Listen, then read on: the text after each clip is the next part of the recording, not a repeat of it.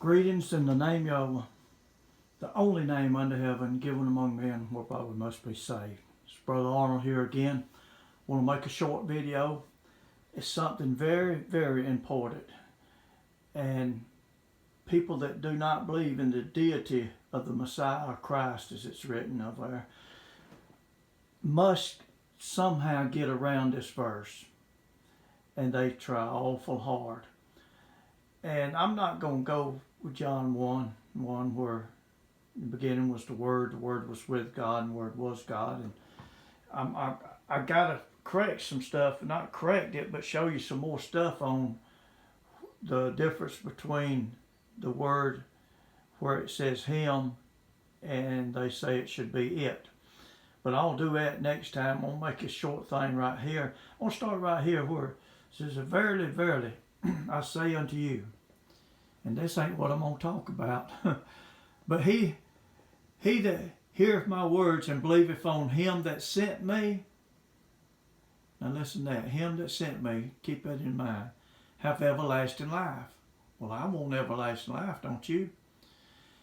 And he shall not come to condemnation, but is passed from death unto life. Now, I got it starting here, but listen. Now, in John 12:44 through 46, it says that the Son sent himself. It says here that Jesus should be Yahweh cried and said, or the Messiah cried and said, He that believeth on me believeth not on me, but on him that sent me. Now, him that sent me is the one we got to believe on to have eternal life, right? That's what we just read. And he that seeth me, seeth him that sent me. I am come a light into the world. Whosoever believeth on me shall not abide in darkness. Now, you believe on him that sent him, you're going to have eternal life. And the Son said he is the one that sent himself, is what he's saying. But what I want to talk about is John, that was just a little extra there. I want to talk about this right here, John 1:10 through 15. So in other words, I'm going to skip on down here to this and show you that him that was in the world was made by him is talking about Yahweh. And I'm going to conclusively prove it right here. It says here, he was in the world, that he was in the world was made by him, and the world knew him not. He came unto his own, and his own received him not. Now bear with me. But as many as received him, to them gave he power to become the sons of God, even to them that believe on his name, which were born not of blood, nor of the will of flesh, nor the will of man, but of God. And the Word, which John 1 says was God, I don't know why people can't accept that. And the Word was made flesh, the Word that was God, and God was made flesh, what it's saying, and dwelt among us. That word dwelt means tabernacled among us.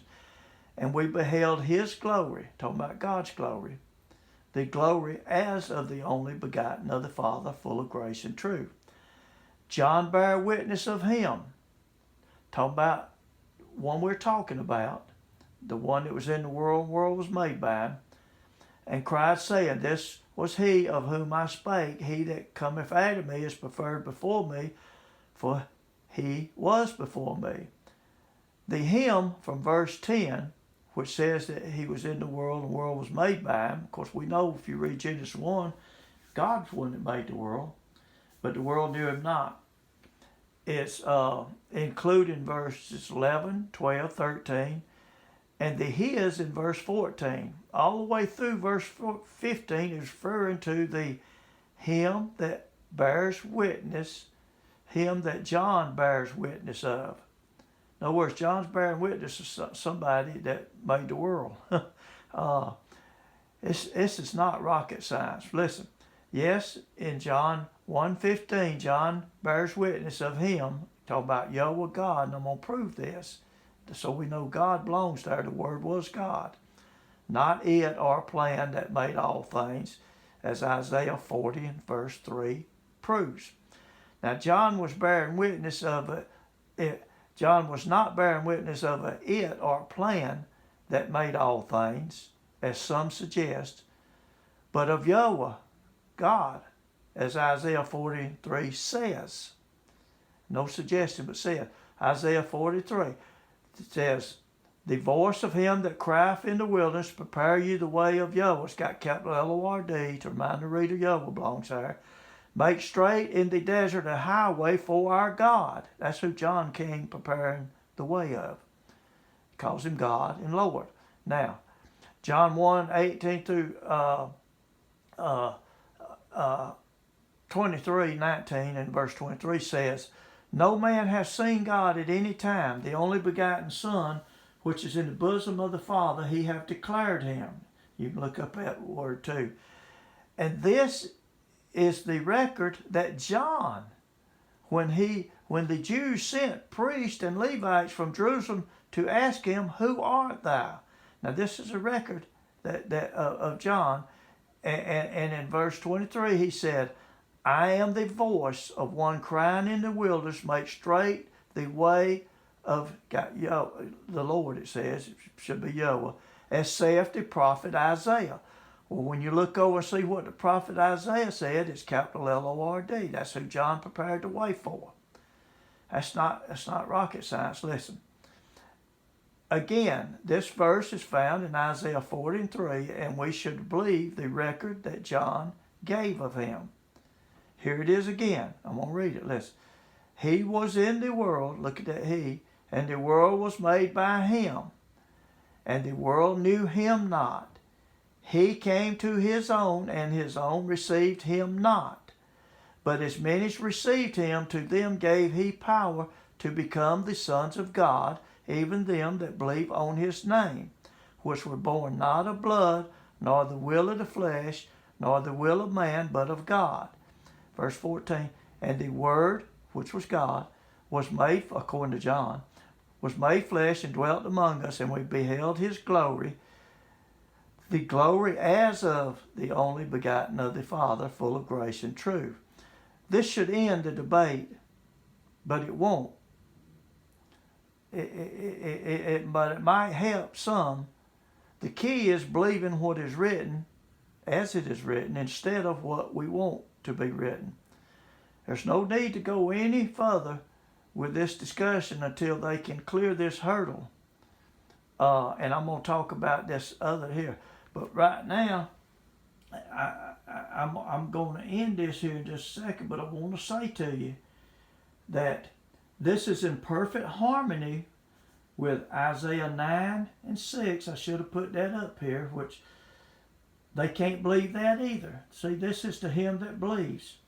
They can't believe that either because Isaiah 9:6 says just what this is going to be, that there's going to be a child born, a son given. He's going to be called the mighty God. You know, the mighty God is the one that created heaven and earth, right?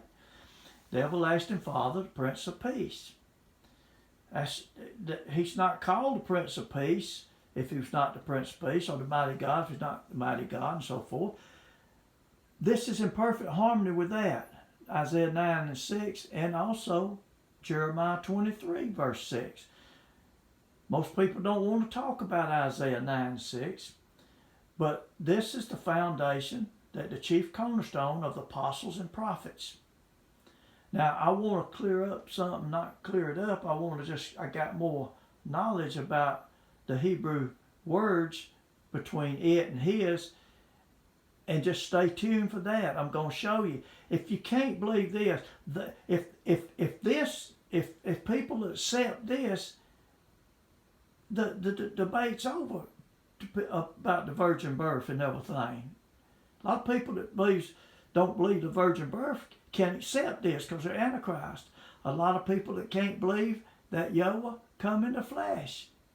Like 1 John 4, 1 through 3 teaches they're Antichrist too. It says that.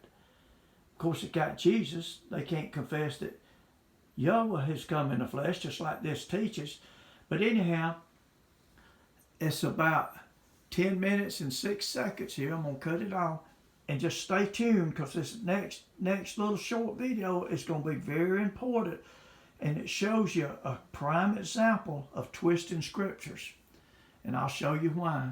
Till next time, may Yahweh bless you. Type in Brother Arnold Bourne and see the videos that I've already made. But send these videos around, please. If you got anybody that you love, you want to see them saved like I do, we got to get it out there. And I know if you can see what this is saying, you want to be a part of it. I know these scriptures, it looks like this too. He's talking about his father and this, and I'm going to explain all. I'm going to get to that too. Till next time, may Yahweh bless you. Shalom.